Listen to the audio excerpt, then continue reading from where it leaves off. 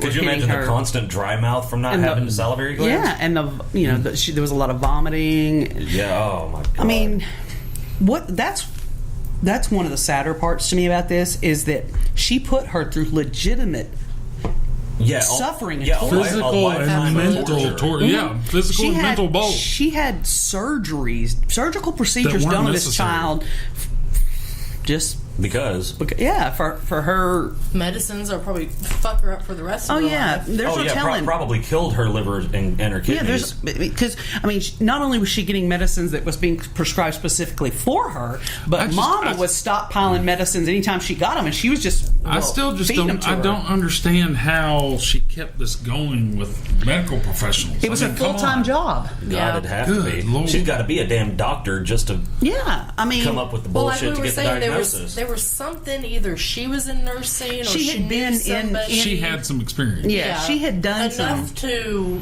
know the lingo. What to do with paperwork and stuff. Well, when our children were young, they both had issues with some seizures, which we now know it was all problems related to the Ehlers-Danlos syndrome, but at the time we didn't even know I had it, so we sure didn't know the kids had it. Right, because you didn't get properly diagnosed until you were in your late 30s, was it not? Or was it you were in your mid-30s? Okay. Because before that, they thought it was fibro? They had, I had a list of misdiagnoses as long as my arm. Right. And so, we had no idea that the kids, we just knew that.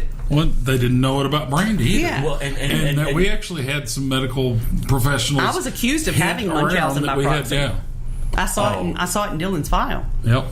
They suspected that I was making it up. Well, and we know a couple. Their daughter has that brittle bone disease. Osteogenesis imperfecta. That one. I have a friend with that. They had what was it? They'd gone to the ER because she had broken her wrist or whatever. They X-rayed her arm. They were like, "Oh my God, all those old breaks. This kid has broken her bones in her arm like 10 times." They called the cops and the social workers. Oh yeah, and that's very common. And they refused to call her geneticist. I mean, this isn't like a geneticist from out of state. This is a geneticist from UAMS. Yeah. Right, but I mean, that's a fairly common thing for people that have Ehlers-Danlos syndrome. Lots of times, because we bruise weirdly and we hurt things. Lots of times, when they don't know the parents have it and the children have it, they've lost their kids and they've had to go through these big long legal fights. Even after they've had medical proof that the kid has Ehlers-Danlos syndrome, they're like, well, we don't know, I don't know. What is that? Well, we don't know. Motherfucker, here's they the don't expert. want to admit they were wrong. Yeah. That's what it boils down to. All right, so, shit, where was I going? Well, number one, that's a big problem. That whole, well, we made the decision. Well, your decision was wrong. Instead of going, okay, well, we didn't know about this over here. So this was information we didn't have. This was a bad decision, so we'll just reverse the ruling. Give your kids back. We're sorry. Have a nice day.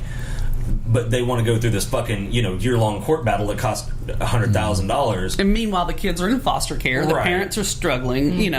It's terrible. And that's another reason why awareness for rare, and when you say you have a rare disease, a lot of times it doesn't really mean it's rare that it occurs. It's rare you get a diagnosis or a right diagnosis. And that's the other thing I wanted to mention. There's a very, very distinct difference between Munchausen or by proxy and knowing that this diagnosis is not right and continuing to try to get the diagnosis, because there are a lot of diseases or conditions that if you don't show that kind of tenacity, you will not get a good diagnosis. You'll fall into the same boat as the other 99% of the people that have it and be, like for you, be diagnosed with fibro. It's fibro, but there's all this other shit we can't explain. Right. Well, and here's something too.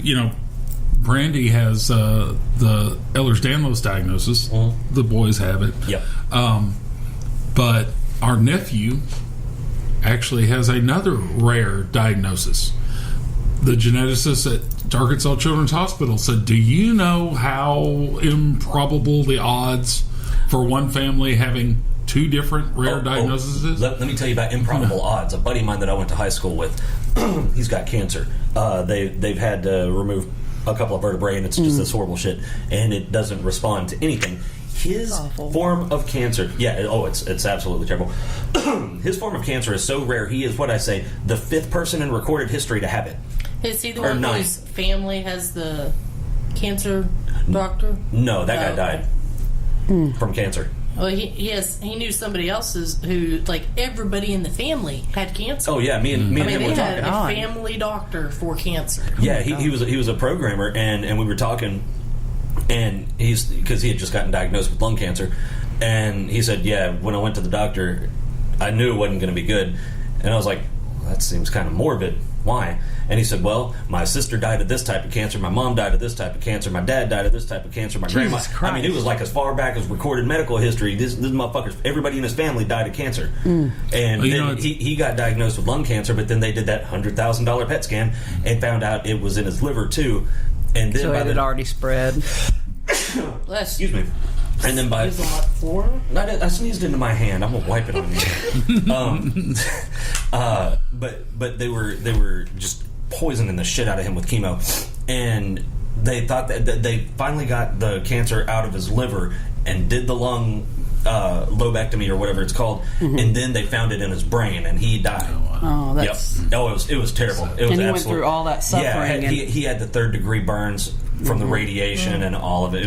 It was atrocious. That's terrible. But I want to get back to I want to continue on with the Gypsy Rose story because there's a whole lot more to unpack. Oh God, so much. I mean, because she lied to Gypsy. Gypsy didn't know how old she was. Like I remember. Do you remember when the dad wanted to call her for her 18th birthday, and she's like, "Don't tell her how old she is. She doesn't know." That's so fucking weird. It's just one more.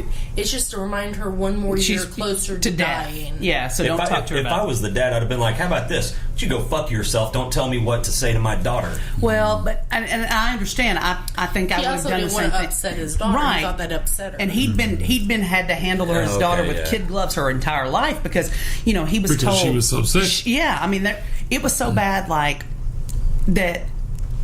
Literally, he was made to believe you can't care. Like she's in danger if she's with you because I'm the only one that knows her complex case well enough to give her the care she needs. See, if I was him, I'd have been like, "How about you write me a detailed set of instructions?"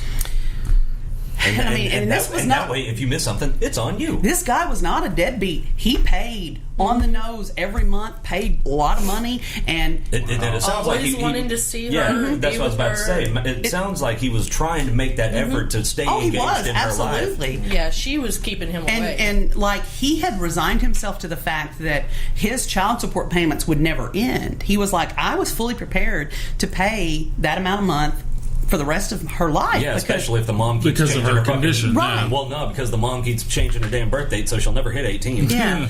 Well, and so 42-year-old, 18-year-old. That's another thing that bothers me about this. This dad really seemed to like want to be the dad. He really wanted to do what was right, and he just kept getting these. He just drew a dud when he married that girl. Dear God, Jesus. He'll get the chance when she gets out. I mean, but that's where I want to go because I don't know I don't know a whole lot about the case. Okay, but I do know there's a lot about what led up to the murder. And I mean, like, so much abuse, so much lies, so much. I mean, at one point she even tried to pull Gypsy into it. Like, okay, you want to be of age? Well, you're of age now, but guess what? You're culpable. So, told her she was. Yeah. Oh, I'd have been like, no, the fuck, I'm not. She tried to. They wanted the mom to get the power of attorney. No, she wanted guardianship, adult guardianship. Yeah, and they said they were asking Gypsy questions about her health, and Gypsy was answering, truthfully. Mm-hmm. And they basically said, truthfully that she had been told. As far as she knows. Yeah. If this were to happen, what would you do? And she would tell them what they would do. What to do. Basically, she answered too well, and it pissed them off. She knows how to take care of her health. She knows what to do if something happens. So we don't think she needs a guardianship. So then she tried to get power of attorney, which is not guardianship. No, but it was. It still lets the mom make decisions. Make medical decisions if Gypsy can't make them on her own. Like if she's unconscious or whatever. Well, let me tell you what. And I'm sure she the could mom produce can that. make her- Yeah. She's like, well, that's not a problem at all. As I have found out recently, apparently, those medical decisions don't necessarily have to go with medical protocol, No. which is fucking ridiculous. Anyway, sorry, go ahead. That's a whole nother But thing. so she tricked Gypsy into signing the medical power of attorney. Oh yeah, that's how she tricked her into signing it, saying You're culpable if you now. don't sign this, then you're going to be in just as much trouble as I am. They know- But if you sign it and give me permission to do this, then it'll just make It'll me be into all trouble. on me. She was like, look, we've lied and we've defrauded people to get this house. We've taken money from people. We've stolen. We've done this. We've done that. You've been getting the kids discount at IHOP, and you're actually 30. She laid it all out to her and said, now, if you're an adult and responsible for yourself, you can go to jail for this just like I can. But now, if you let me sign this and I take the onus of the responsibility, you're protected. And so that's how she got her to do it. Well, that's when Gypsy felt like she was really, really trapped, and there was no way. And I think that's when she started to At feel. that point, I think she was. She right? was. I mean, legally speaking. Yeah, and I mean, emotionally. Even though what the mother told her was absolutely wrong, that was complete bullshit. That whole, if you sign this, Yeah. I'm sorry, if you don't sign it, you're as culpable as I am. That's a lie. Yeah, definitely there were extenuating circumstances, and Gypsy definitely was given a lot of bad information, and I do believe that she felt like at that point she was trapped and would never get away from her mother. Mm-hmm. And then I think that's how it all happened, that she, we say, because I've said it myself, why didn't she just run away?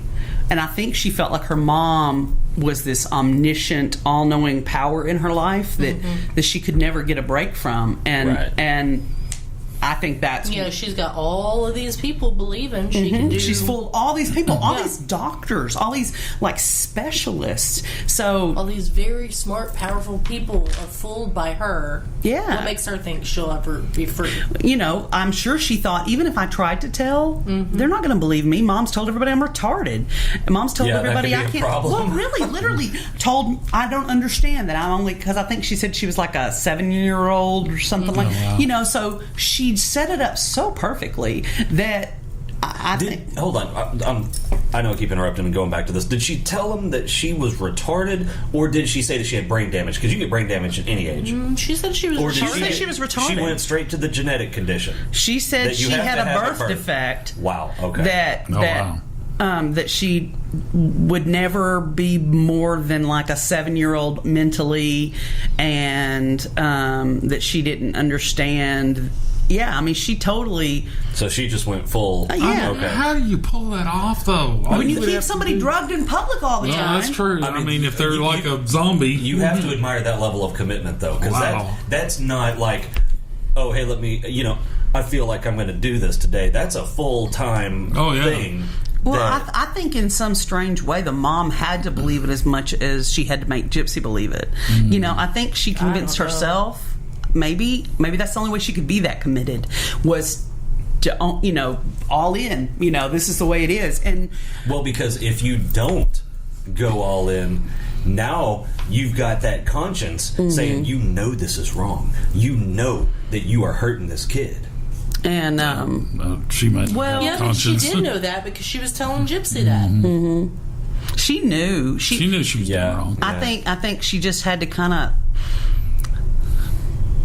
almost like play a role. I really think the mom, there were things about, because she had interaction with the neighbors, and the neighbors, whenever she got close to that girl, she would push her away. She didn't want anybody getting too close. She wasn't allowed to have friends. Because when people started getting close, they were like, this doesn't Something seem doesn't right. seem like, right, she's a little more here than we thought she was supposed to be. So she would try to distance Gypsy from the Because as people. Gypsy got older, she did things like because they had a joint Facebook account.